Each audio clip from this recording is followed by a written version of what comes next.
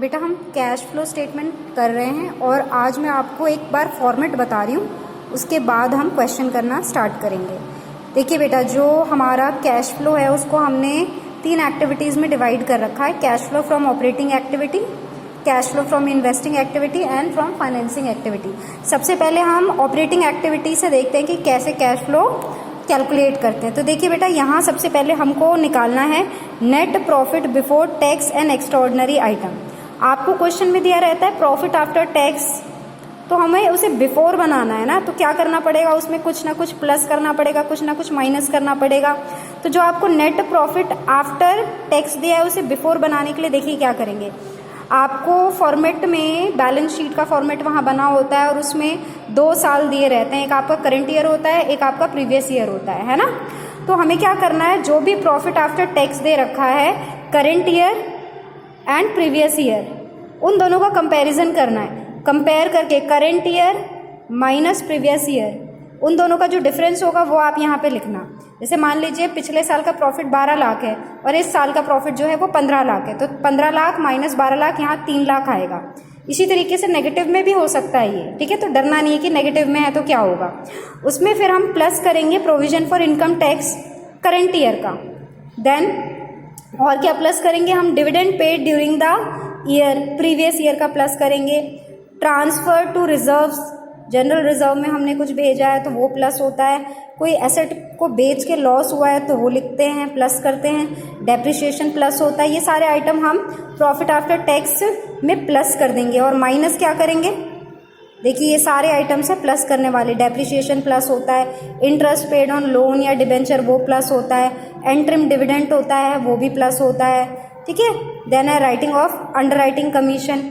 Balance sheet में कोई भी ऐसी चीज़ होती है जो पिछले साल ज़्यादा थी, इस साल राइट ऑफ हो गई है, जैसे डेफर्ड रेवेन्यू एक्सपेंडिचर, ये सब आप देखते हैं ना जो चीज़ हम राइट ऑफ करते हैं, तो अगर वो करंट ईयर में कम हो रही है तो यहाँ पे हम ऐड करते हैं, ठीक है। इसी तरीके से गुडविल, मान लीजिए पिछले साल का बैलेंस दे रखा है एसेट साइड में गुडविल का 5000 और इस साल 2000 हो गई, तो 3000 से वो राइट ऑफ हुई है तो 3000 यहाँ पे आएगा, ठीक है। इसी तरीके से कोई भी इंटेंजिबल एसेट राइट ऑफ हो रहा है ना, तो वो यहाँ पे लिखा जाएगा। तो ये सारी चीज़ें प्लस की जाती है और माइनस क्या किया जाता है, रिफंड ऑफ इनकम टैक्स। अगर हमने प्लस लॉस को प्लस किया तो gain on sale of asset को माइनस किया जाता है। इंटरेस्ट पेड प्लस होता है, इंटरेस्ट रिसीव्ड, डिविडेंड रिसीव्ड, ये सब माइनस होता है।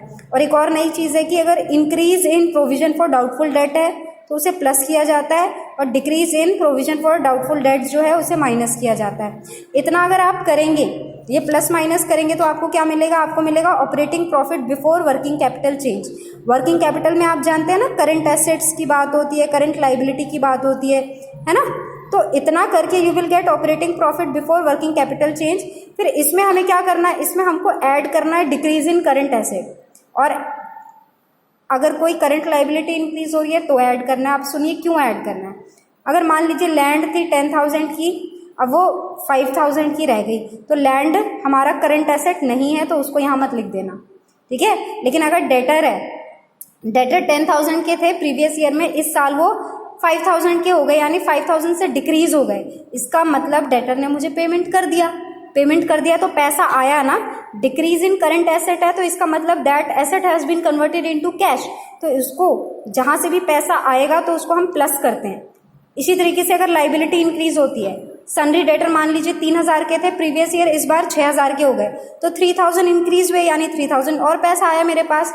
तो आप सिंपली इतना ध्यान रखिएगा कि प्लस करना है जब भी कोई करंट एसेट डिक्रीज होगा या कोई करंट लाइबिलिटी इंक्रीज होगी।